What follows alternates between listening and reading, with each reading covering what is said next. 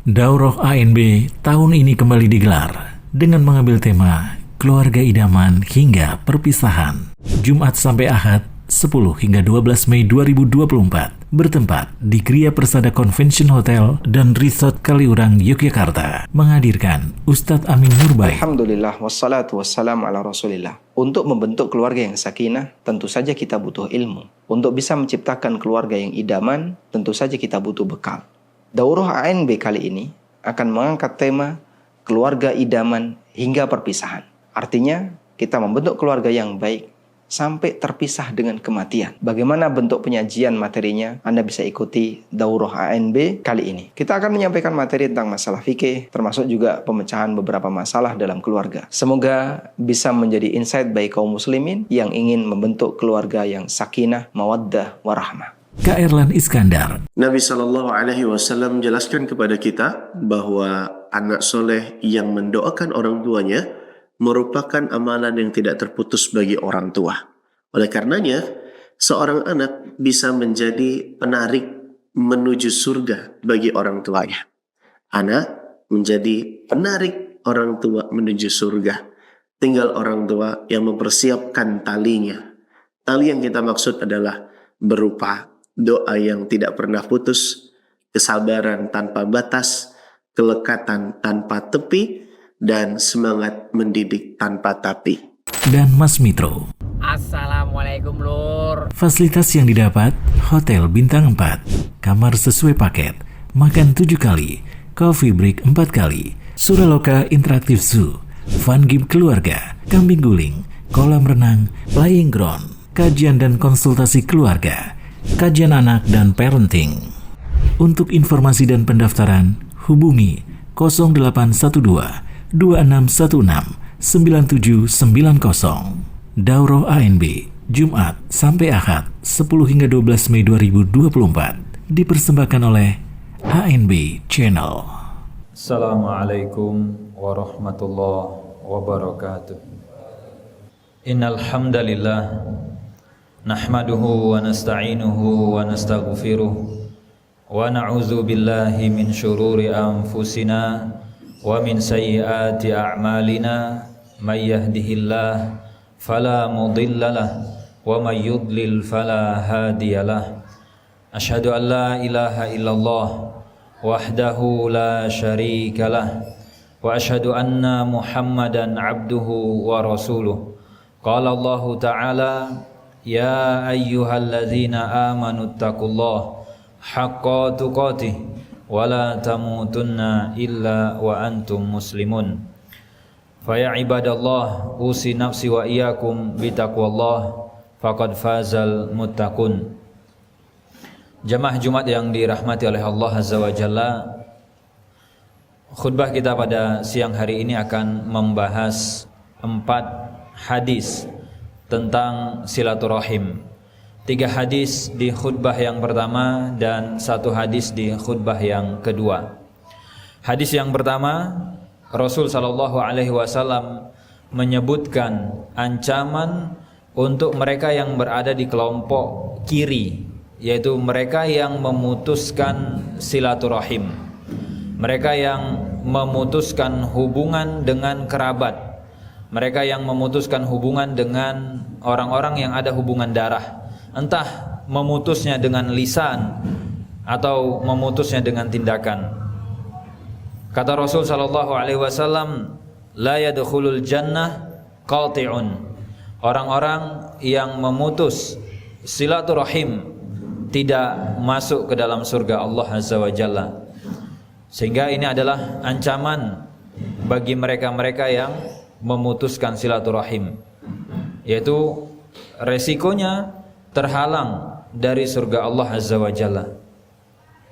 Dan siapa di antara jamaah, di antara kita, di antara masyarakat yang mungkin hari ini tidak teguran dengan keluarga dekatnya, yang hari ini mungkin tidak berhubungan dengan orang-orang yang ada hubungan darah. Jika itu sebabnya karena kita yang memutuskan silaturahim, maka hendaknya kita segera memperbaiki. Kemudian hadis yang kedua, mengenai hakikat dari silaturahim. Rasul menyebutkan laisal wasilu bil mukafi. Definisi dari menyambung silaturahim itu bukan membalas kebaikan orang yang baik dengan kita. Karena memang fitrahnya manusia itu senang dengan orang yang baik kepada dia. Kita itu biasanya akan senyum kepada orang yang dahulu senyum kepada kita. Kita akan lebih mudah untuk berbuat baik kepada orang yang baik kepada kita. Nah, orang yang masuk kelompok menyambung silaturahim itu adalah orang di golongan kanan. Disebutkan silaturahim, menyambung, rahim, itu artinya sudah ada putus. Kita yang namanya menyambung itu berarti sesuatu itu sudah putus lalu kita berusaha memperbaiki. Dan kalau kita sekedar membalas kebaikan orang yang baik, menyambung komunikasi dengan orang yang tidak ada permusuhan dengan kita, itu tidak disebut dengan menyambung silaturahim. Jadi silaturahim ada levelnya di sisi paling kanan. Yaitu apa? Al-wasil allazi idza quti'at rahimuhu wasalah.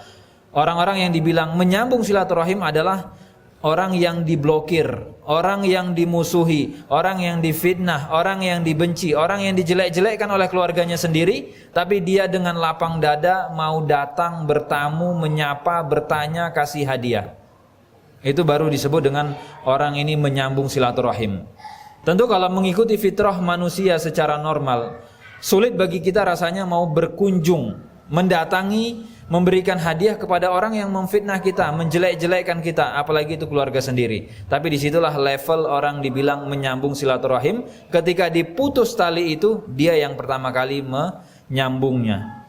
Dan kalau kita bicara gengsi, kalau kita bicara usia, kalau kita bicara faktor ekonomi, mungkin orang yang lebih tua gengsi untuk memulai komunikasi dengan yang lebih muda. Orang yang secara ekonomi lebih mapan gengsi untuk mendatangi mungkin keluarganya yang sudahlah lebih susah, lebih miskin, tapi ternyata sombong dan banyak masalah.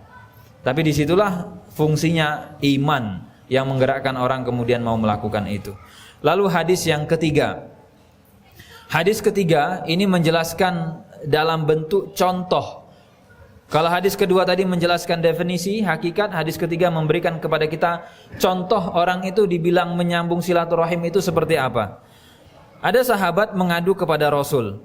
Lalu dia mengatakan, "Ya Rasulullah, wahai Rasul." Dia mengeluh, cerita kepada Rasul. "Innali qarabah." Rasul, ini saya punya kerabat. Jadi kalau di keluarga ada arisan terah misalkan.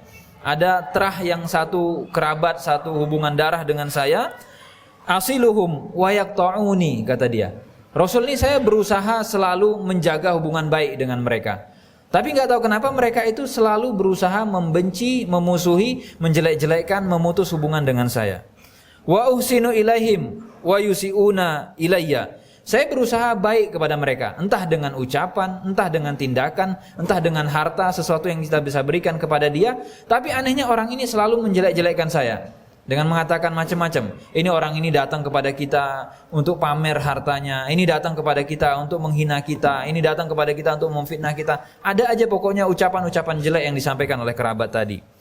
Wa ahlumu anhum wa yajhaluna alayya. Saya berusaha santun. Saya berusaha pokoknya gimana saya tepis ego saya. Saya akan berusaha baik sama orang ini. Tapi gak tahu kenapa dia selalu punya alasan untuk menjelek-jelekkan saya. Lalu apa komentar Rasul SAW untuk orang semacam ini?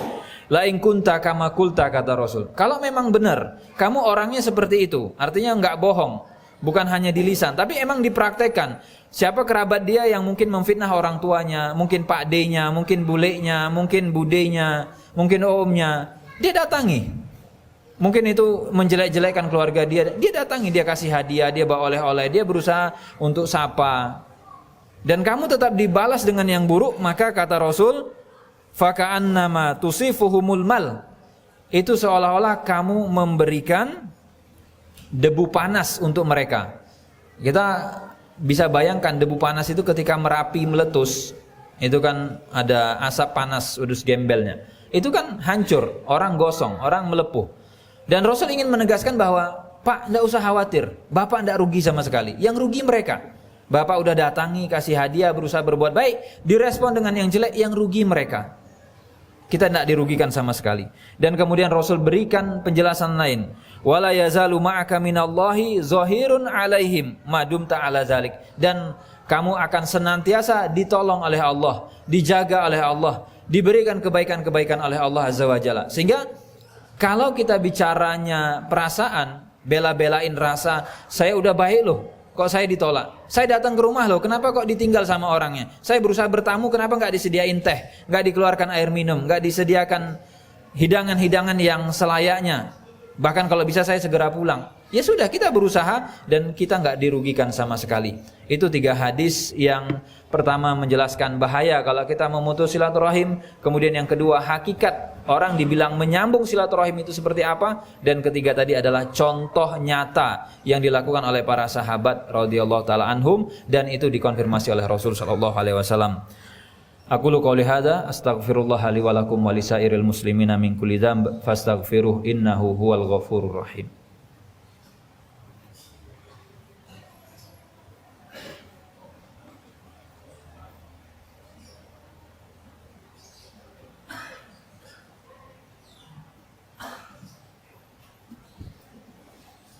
Alhamdulillah wa kafa wa salatu ala habibinal mustafa amma ba'd. Fa ya ibadallah usi nafsi wa iyyakum bitaqwallah faqad fazal muttaqun. Jamaah Jumat yang dirahmati oleh Allah, hadis yang keempat di khutbah yang kedua, yaitu satu hadis terakhir Rasul menjelaskan terkait dengan hadis qudsi, yaitu ketika Allah menjelaskan kepada Rasulnya, Allah berfirman, man wasalaki wasaltuh, kata Allah, siapapun yang berusaha menyambung silaturahim dengan orang-orang yang punya hubungan kerabat, maka Allah mengatakan saya akan bangun hubungan baik dengan orang ini. Dan kebalikannya, waman qata'aki qata'tuhu, kata Allah, siapa yang di keluarga besar kerjanya mutuskan silaturahim, menjelek-jelekkan, ngadu domba sesama keluarga, maka kata Allah, saya putuskan hubungan saya dengan dia. Analogi paling gampang, bayangkan kalau tiba-tiba sultannya Jogja bilang, Pak, siapapun yang berkontribusi untuk Jogja, saya akan bangun hubungan dengan dia. Orang ini dikenal sama sultan, bahkan sultan akan datang ke rumahnya, sultan akan sebut nama dia. Itu orang senang, Pak. Kenapa? Sultan kenal sama kita. Sultan berikan apa? Keistimewaan. Apalagi kalau yang kenal sama kita presiden. Dibilang ini di Jogja, di mana? Di masjid ini, itu ada kenalan saya. Tolong orang ini dijaga, dikawal. Itu istimewa sekali. Apalagi kalau kemudian kebalikannya, kita dimusuhi, ditandai sama orang-orang penting. Dan itu tidak enak. Apalagi kalau kita bicara yang nandain kita itu Allah. Di keluarga ini, oh orang ini berusaha ngasih hadiah, berusaha datang ke keluarga, di terah besar ini dia selalu nyambung. Maka ditandai sama Allah. Ini tolong nih, orang ini dijaga. Ini penting bagi Allah. Sebaliknya yang buat masalah, ditandai juga sama Allah. Ini masalah, putuskan hubungan dengan dia. Dan tidak enak gitu ya. Karena kita harus berurusan dengan Rabbul Alamin. Semoga Allah jadikan kita sebagai orang-orang yang rajin menyambung silaturahim dan orang yang lapang dada, ya, enggak mendahulukan ego, gengsi, tapi kita mendahulukan iman, kita mendahulukan ridho Allah Azza wa Jalla, sehingga kita akan lebih mudah memaafkan apabila mungkin ada keluarga-keluarga yang menyakiti hati kita. Innallaha wa malaikatahu yusholluna 'alan nabi ya ayyuhalladzina amanu shallu 'alaihi wa sallimu taslima.